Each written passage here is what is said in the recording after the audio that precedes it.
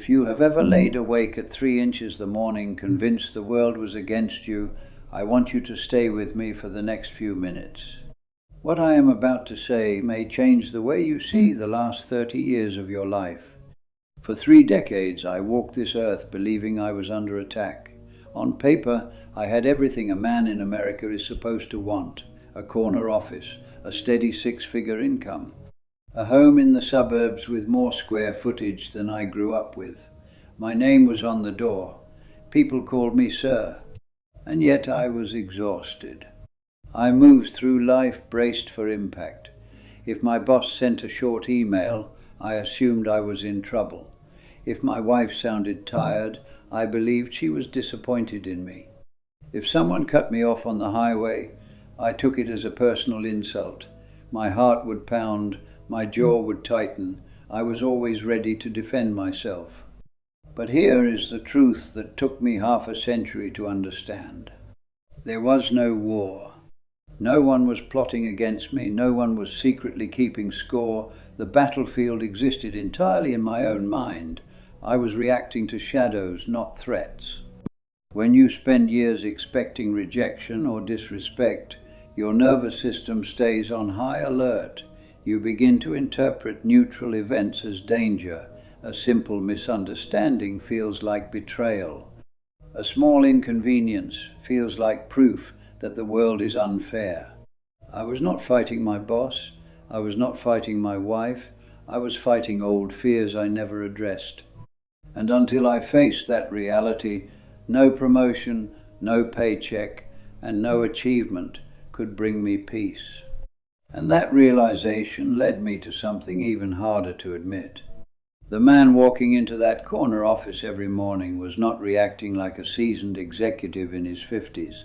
He was reacting like a scared 7-year-old boy. When I was 10 years old, I watched my father come home from the factory with his hands cracked and swollen. He worked 60 hours a week. He did everything right. And still, people treated him like he was invisible, like he did not matter. I remember standing in the doorway, watching him sit at the kitchen table, too tired to speak. And somewhere in that young mind of mine, a belief took root. The world is not safe. If you do not fight back, you will be stepped on. If you are not strong, you will be nothing. That belief followed me for the next 40 years. So when my wife asked me to take out the trash in a tone that sounded impatient, I did not hear a simple request. I heard disrespect. When my boss questioned a report, I did not hear feedback. I heard threat. When a colleague disagreed with me in a meeting, I felt exposed. My reactions were intense because they were not about the moment in front of me. They were echoes from decades earlier. Many adults never realize this. We think we are responding to our spouse, our boss, or the driver in front of us. But often we are responding to something much older, an old memory, an old fear, an old conclusion about who we had to become to survive. Emotional immaturity can hide behind a tailored suit, a retirement account, and a leadership title. You can earn respect in the marketplace and still be emotionally stuck in elementary school. Real growth begins the day you recognize that you are no longer that powerless child. You are not 10 years old anymore. You are not standing in your father's kitchen. You are an adult with choices, perspective, and agency. Healing begins when you pause and ask a simple question. Is this reaction about what is happening right now, or is it about something that happened a long time ago? When you learn to separate present reality from old emotional memory, something remarkable happens. The world stops feeling like a battlefield, and you finally start living like the adult you already are. Once I understood that I was reacting from old fear, I had to confront something even more uncomfortable. It was not the world that kept setting me off. It was what I was carrying inside. Let me explain it the way I finally understood it in my 60s. A trigger is just a spark, small, quick, almost meaningless on its own, a short comment, a forgotten errand, a minor mistake at work. None of these things have real destructive power by themselves. The explosion comes from the gunpowder. For decades I walked around filled with it. Insecurity about not being enough, shame about where I came from, fear that I would lose everything, fear that I would be disrespected like my father was. All of that sat quietly in my chest, packed tight, waiting. So when my son spilled a glass of milk at dinner, that was the spark. When an employee missed a deadline, that was the spark. When my wife disagreed with me, that was the spark. And I would explode. Raised voice, cold silence, harsh words I could not take back. Then came the worst part. I would point outward and say, "Look what you made me do.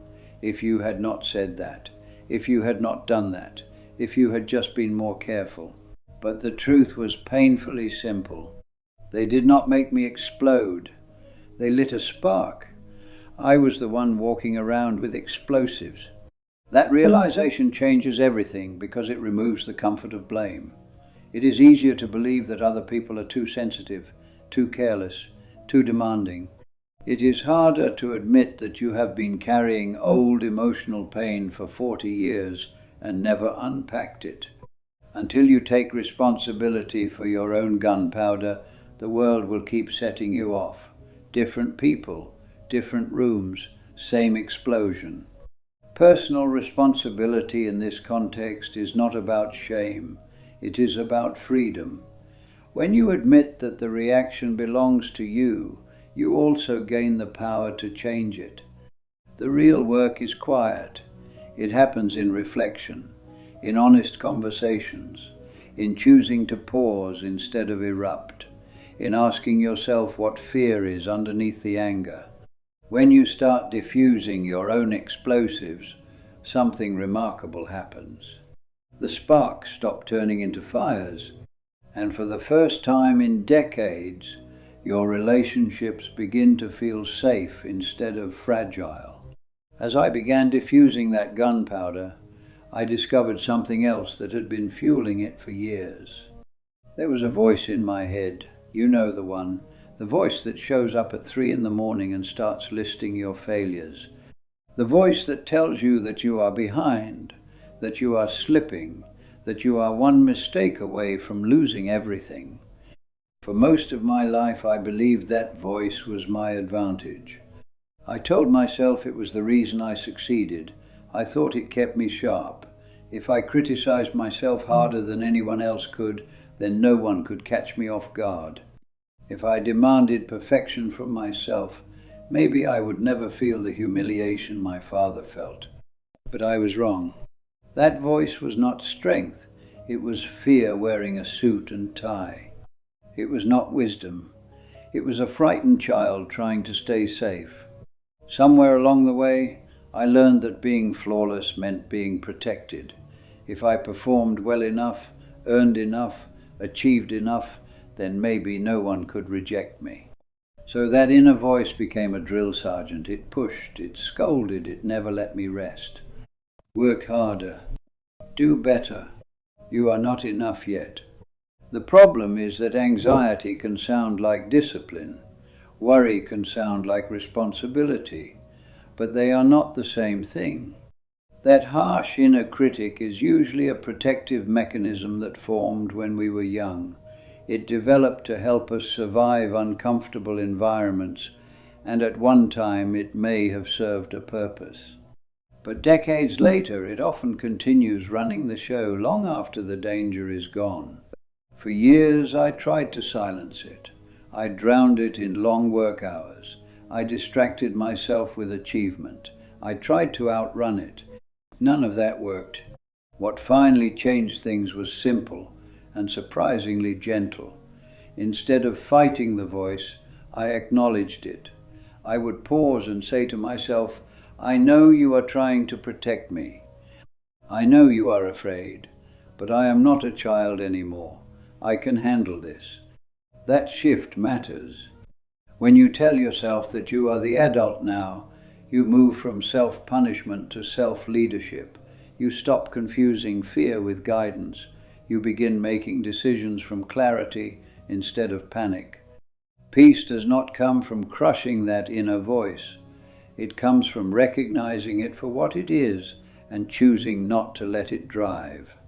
And once you take the wheel back, life feels less like survival and more like living.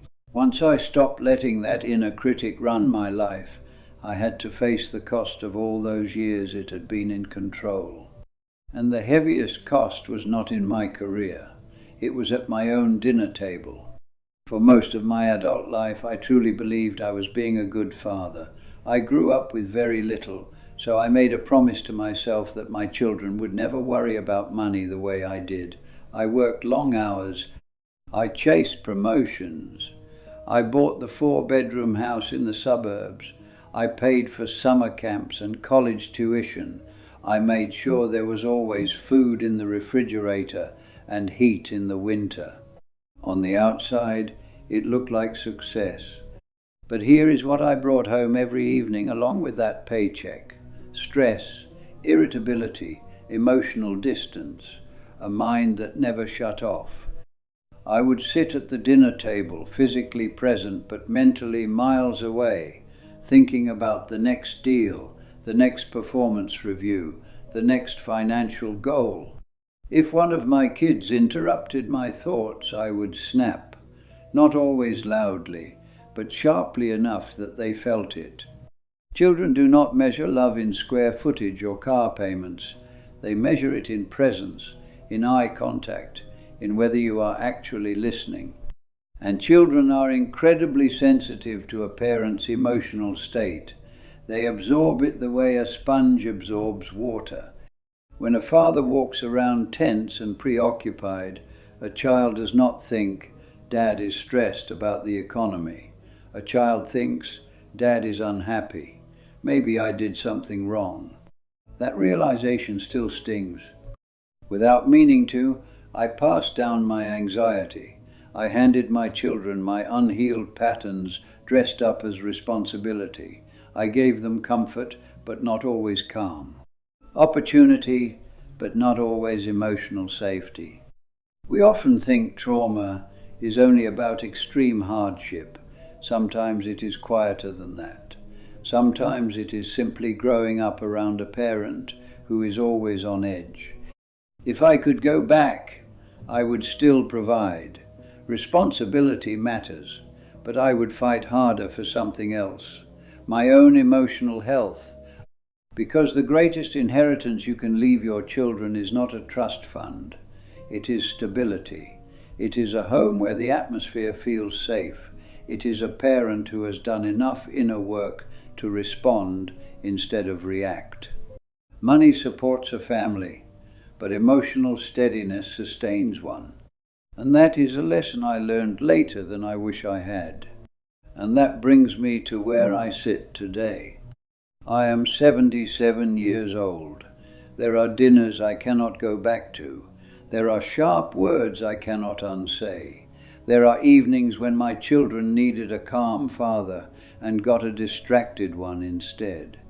Time does not offer refunds, but here is what it does offer: clarity. If you are listening to me right now, whether you are 45, 65, or already retired, hear this clearly. The world is not your enemy. Your boss is not your enemy. Your spouse is not your enemy. The real battle has always been inside.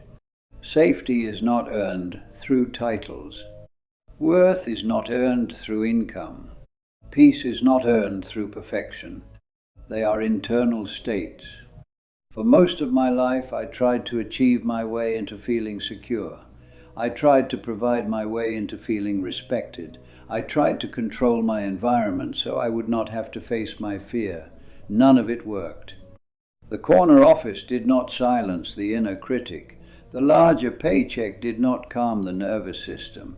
The bigger house did not heal the old wound. Healing is an inside job. It starts when you unpack your emotional explosives instead of blaming the sparks. It continues when you recognize that the harsh voice in your head is a scared child, not the voice of truth. It deepens when you choose to respond as an adult instead of react from old memory. And here is the urgency. You do not have forever. None of us do. If you are older, you understand that more than most. The years move faster than they used to. The mirror changes. The phone rings with news you never want to hear. Waiting to become peaceful someday is a dangerous gamble. But there is good news. You may not control what happened 30 years ago. You may not be able to redo missed moments, but you can choose differently today. You can pause before you react. You can speak kindly to yourself. You can sit at the dinner table tonight and truly be present. Emotional responsibility is not about guilt. It is about freedom. When you take ownership of your inner world, the outer world softens. Relationships become less fragile. Your home feels steadier. Your mind feels quieter. Do not wait until you are my age to realize that the war was never real. Put down the armor. Unpack the explosives. Take the wheel back from fear. And go live the years you have left with clarity, steadiness, and peace.